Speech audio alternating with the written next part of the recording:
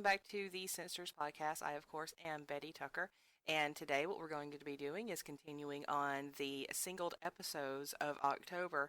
We've had like a lot of issues that have sprung up and happened, but you know what? Everything is fine. So what we're going to do is just basically devote the entire month of October to special episodes.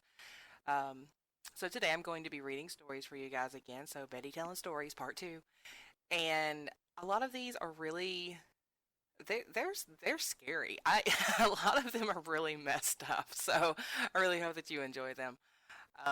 We're going to get rolling back into our regular episodes in November, but until then, I hope you enjoy everything and tune in on October the 31st, which is Halloween, and we will have a special episode on that day for you guys. Um, so yeah, I'm sitting here ready with my giant mug of Death Wish coffee, which by the way, this is not a sponsored video from Death Wish. However, Death Wish, if you want to sponsor a video, I could always use free coffee. All right, here we go, guys. Hey guys, I just want to pop back in here and say something right before we get started. If you happen to hear this sound,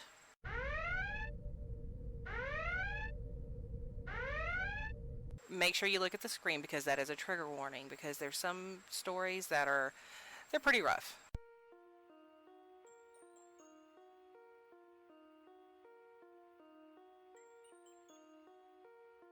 I hate it when my brother Charlie has to go away.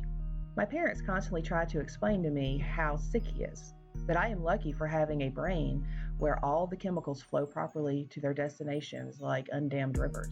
When I complain about how bored I am without a little brother to play with, they try to make me feel bad by pointing out that his boredom likely far surpasses mine, considering his confined to a dark room in an institution. I always beg them to give him one last chance. Of course, they did that at first. Charlie had been back for several times, each shorter in duration than the last. Every time, without fail, it all starts again. The neighborhood cats with gouged eyes showing up in his toy chest, my dad's razors found dropped in the baby slide at the park across the street, mom's vitamins replaced with bits of dishwasher tablets. My parents are hesitant now, using last chances only sparingly. They say his disorder makes him charming, makes it easy for him to fake normalcy, and to trick the doctors who care for him into thinking that he's ready for rehabilitation. That I will just have to put up with my boredom if that means staying safe from him.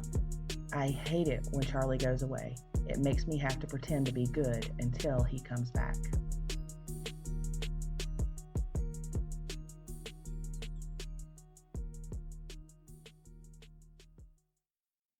So yeah, that one's kind of scary, huh? I love little stories that have twists at the end. I'm just sitting here continuing to enjoy my Death Wish coffee. This is not a sponsored video. However, Death Wish coffee, if you want to sponsor a SinSters video, bring it on. I will take all the free coffee I can get. The next story is different from the first one. I have found all these on Thought Catalog.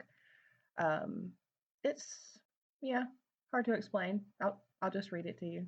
Here we go. The Annoying Neighbor.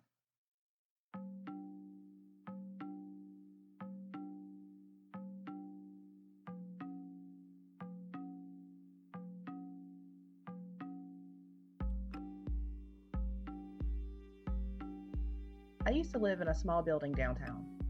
One of the reasons that I moved out was the bad neighborhood, including the guy in the apartment right over mine. It was a weird-looking fella who mostly kept to himself. Around midnight, though, there was frequently a strange noise that got on my nerves. It wasn't loud, to be fair, but I was a very light sleeper, so it was hard to keep my eyes shut with the little bumping sound going on and on. It reminded me of high heels walking around, but not as loud, as if a person was causing the noise that wasn't actually trying to be silent. After a few days, I realized that there was a pattern. There was always the same pattern, like a recording playing over and over at random intervals throughout the night. And that went on for the better part of the year. It was always the same sequence of little bumps, slowly tattooed on my mind. Sometimes it went on for hours and hours straight through the entire night. It was only several years later, helping my daughter with her homework, that I learned a little bit about Morse code. She knocked on the table with her knuckles, and a shiver immediately went down my spine as I recognized the exact pattern. When I asked her what it meant, she laughed. "It's the easiest one, Daddy," she said. "It's a call for help."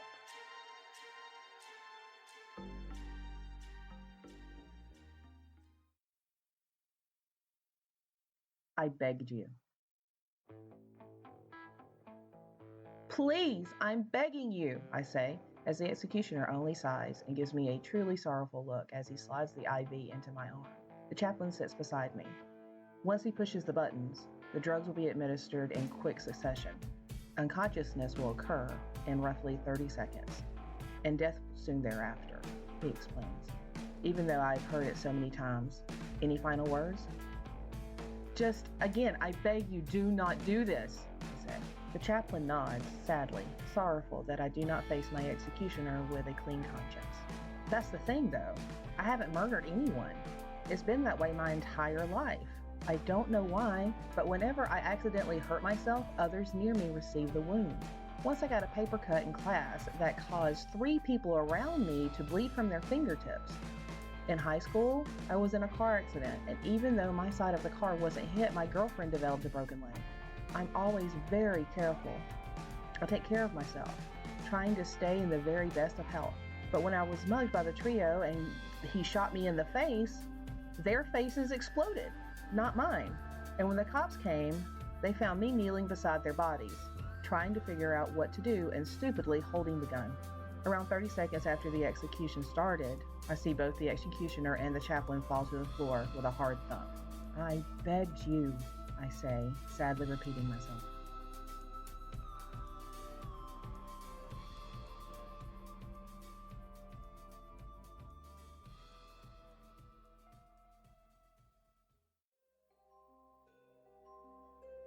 Julia was a clever girl.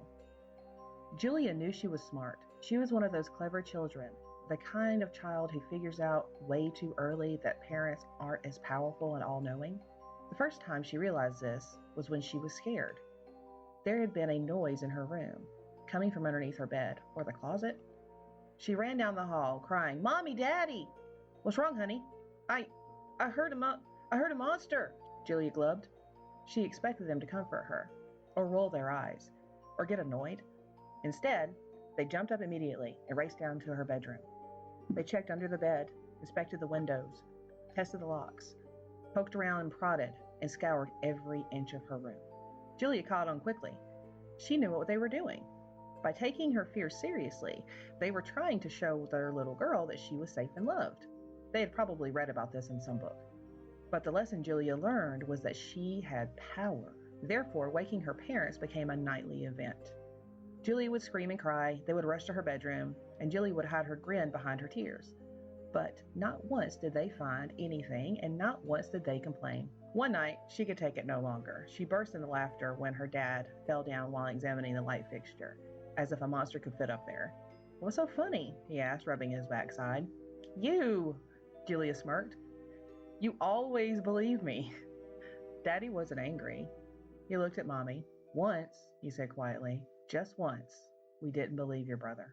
And Julia was an only child, and she did not sleep well for the rest of the week.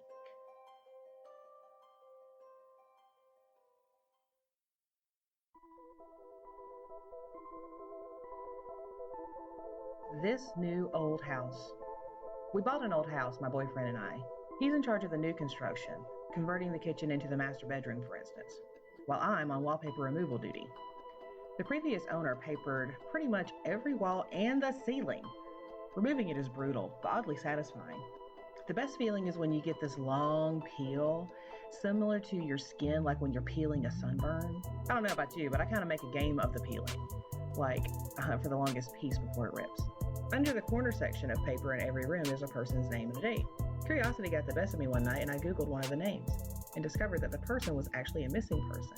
The missing date matched the date under the wallpaper. The next day, I made a list of all the names and the dates. Sure enough, each name was a missing person with the dates that match. I notified the police, who naturally sent out a crime scene team. I overheard the text say, "Yep, that's human." "Human? What's human?" Ma'am, where's the material you removed from the walls already? This isn't wallpaper you were removing."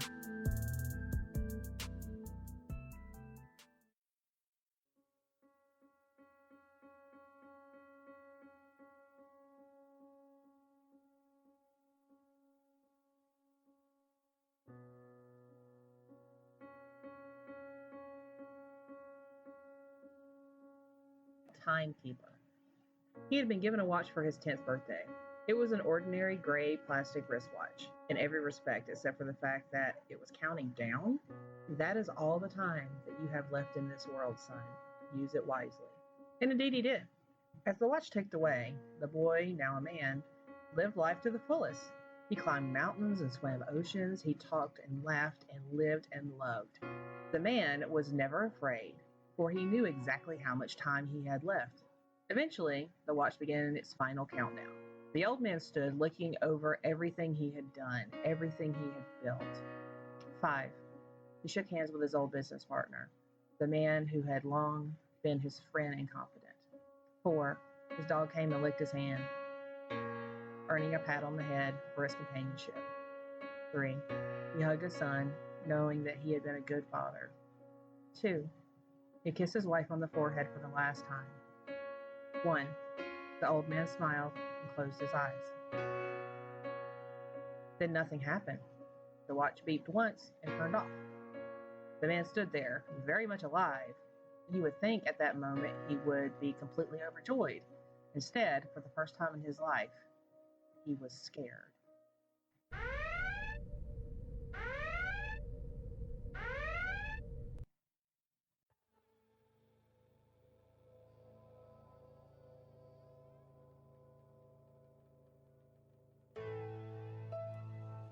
Seeing red the first day of school. Everyone loves the first day of school, right? New year, new classes, new friends.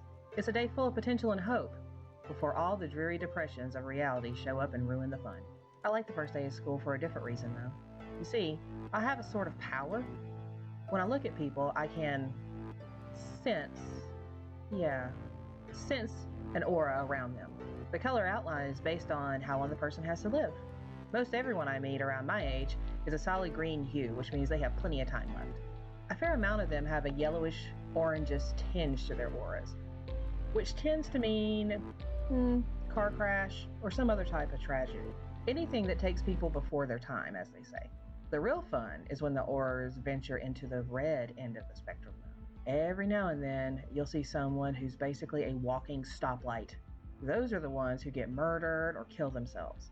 It's such a rush to see them and know that their time is numbered. With that in mind, I always like to get to class very early and I can scout out all my classmates' fate. The first kid that walked in was basically radiating red. I chuckled to myself. Too damn bad, bro. But as people kept walking in, they all had the same intense glow. I finally caught a glimpse of a rose-colored tinted reflection in the window, but I was stunned to move. Our professor stepped in and locked the door, and suddenly I noticed his shade was a sickening bright green.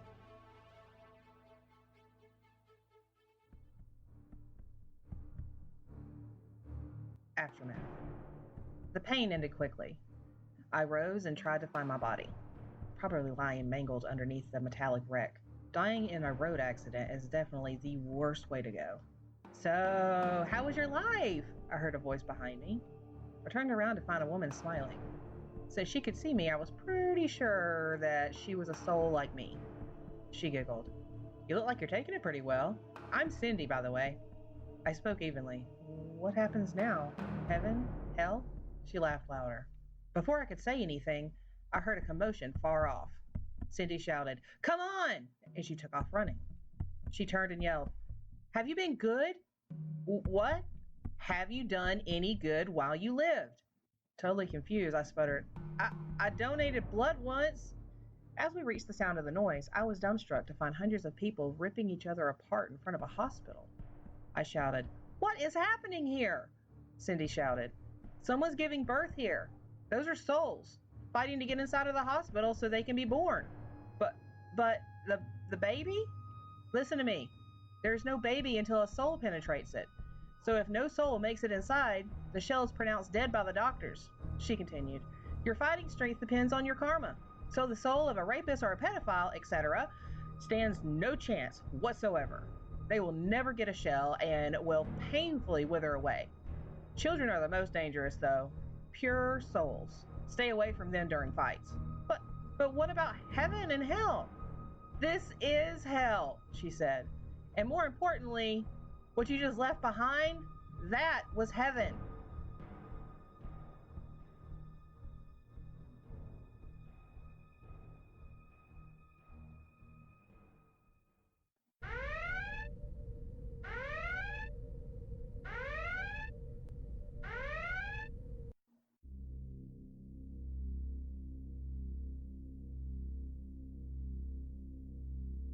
Warrior of God. If God exists, why is there so much evil in the world? It's a common question, but it's misplaced. All things must have balance: light and dark, good and evil, sound and silence. Without one, the other cannot exist. So if that's true, then God does nothing to fight evil? That might be your second question. Of course he fights evil, relentlessly. I am Dartalian, one of his most holy and righteous angels. I roam the earth, disposing of evil whenever I find it.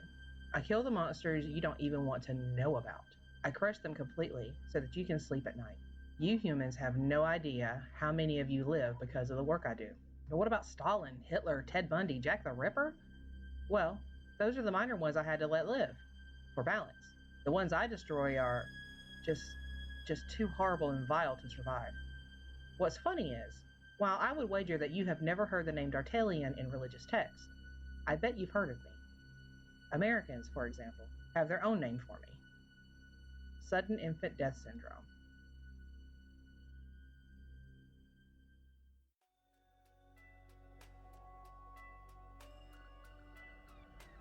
Hell, there is no pearly gate. The only reason I knew I was in a cave was because I had just passed the entrance. The rock walls rose behind me, with no ceiling in sight. I knew this was it. This is what religion talked about, what man feared. I had just entered the gates of hell. I felt the presence of the cave, as if it was a living, breathing creature. The stench of rotting flesh overwhelmed me. Then there was a voice. It came from inside and all around. "Welcome." "Who are you?" I asked, trying to keep my composure. "You know," the thing answered. I did know. You are the devil," I stuttered, quickly losing my composure. "Why me? I've lived as good as I could." The silence took over the space as the words died out. It seemed like an hour before the response came. "What did you expect?" The voice was penetrating but patient. I don't know. I never believed in any of this," I uttered. "Is this why I'm here?" Silence. I continued. "They say the greatest trick you ever pulled was convincing the world that you don't exist." "No, the greatest trick I ever pulled was convincing the world that there was an alternative." "So there is no God?" I shivered. The cave trembled with the words. "I am God."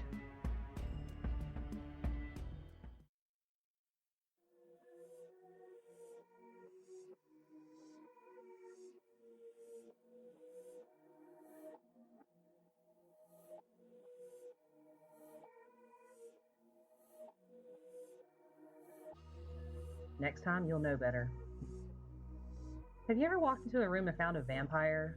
No, not the sexy kind, but the foul creature with bony limbs and ashen skin. The kind that snarls as you enter, like a beast about to pounce.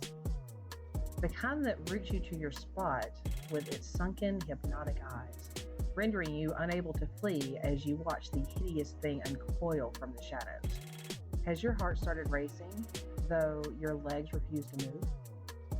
Have you felt time slow as the creature crossed the room in the darkness of a blink? Have you shuddered with fear as it places its one clawed hand atop your head and the other underneath your chin to tilt you, exposing your neck? Have you squirmed as its dry, rough tongue slides down your neck, over your jaw to your throat, in a slithering search that's seeking your artery? Have you felt its hot breath release in a hiss against your skin when it probes your pulse? The flow that leads to your brain? Has its tongue rested there, throbbing slightly as if savoring the moment? Have you experienced a sinking, sucking blackness as you discover that not all vampires feed on blood? Some feed on memories. Well, have you? Maybe not. But let me rephrase the question. Have you ever walked into a room and suddenly forgotten why you walked in?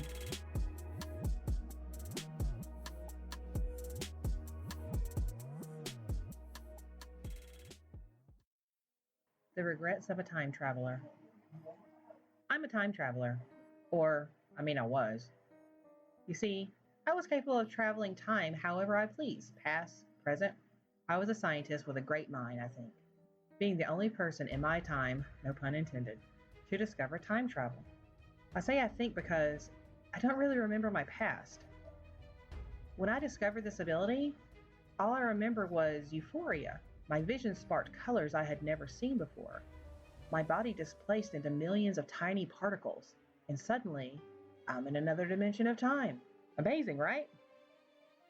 The thing is, whenever I travel time through that tunnel that propels all of the particles and atoms that are a part of me, I lose a portion of my memory, somewhere in that jumble of hyperspace. My first time travel, I have pretty much forgotten everything about. Ever since then, I've taken caution on how I travel time and how often. I choose to limit my abilities to inhibit the possibility of forgetting something that's important. I've forgotten multiple things, some smaller than others. Around a year ago, I forgot the color of my own hair, only to remember immediately upon seeing my own reflection in the mirror. But it could be much worse, as one time I forgot how to breathe, forcing my own body to jump that engine when I passed out and allowed myself to breathe on its own. It was my curiosity that screwed me over. On June 18th, 9214, scientists, with the assistance of advanced supercomputers, develop a prototype, an invention capable of previewing possible occurrences of forthcoming events. The minds of this millennium are able to see the freaking future. The display, provided by code and text, make expert computer programmers look like toddlers playing with C++. Nevertheless, it was read, making its predictions. It ran for 3 years, producing accurate images of the future.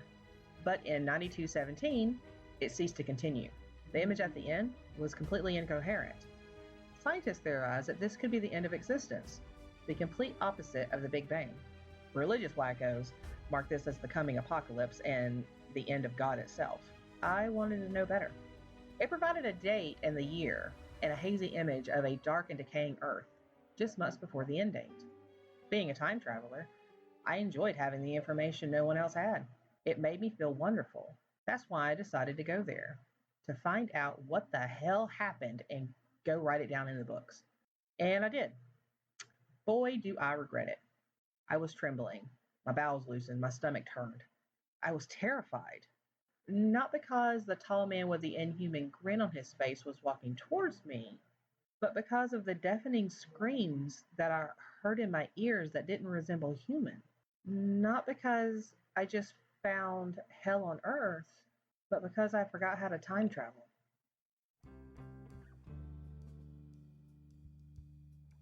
Grandfather Tim. Grandpa Tim was a bit of a recluse, as my family liked to say. He lived out in the middle of nowhere in an old, dilapidated house. But when he came around, everyone listened. No one argues or disobeys his commands, as strange as they were. For example, the time Tim convinced Aunt Bettie to purchase a life insurance policy on my Uncle Bill. Bettie argued, but gave in to Grandpa, who insisted on paying for the policy. 2 years later, Uncle Bill passed away of a sudden heart attack. Aunt Bettie received a huge payout that helped Uncle Bill's wife pay for the funeral cost. Sometimes his advice would be to get checked by a doctor, even if you weren't sick, and they would find a life-threatening tumor inside of you. Other times, it would be to stay home from work on a certain day, and then you'd see a 20-car pileup on the interstate. Grandpa Tim always knew exactly when to call. When Tim died, I inherited all of his possessions, including his house. The lawyer instructed me to check the mailbox for a letter Tim left me. I found myself opening a door to the basement, and then almost fainting when I saw an endless cavern of hourglasses that went on as far as the eye could see. The closest hourglasses to the door had the names of family members etched on their bases. That's when I saw the sand in my parents' hourglass was about to run out. I called them and told them not to get on the airplane heading to Tim's funeral. The sand in their hourglass refilled.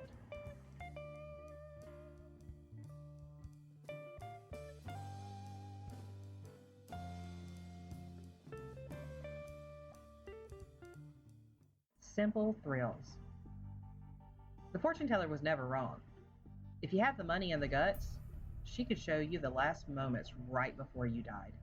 I knew people who had been to her and told me what she had seen. I've seen predictions come true on several occasions. It didn't take too much thought before I decided to see for myself. I'm naturally curious. The vision she showed me was stunning. As I gazed into her crystal ball, the world faded, and I was walking down the back road near my house in the dark. The crickets chirped in the shadows.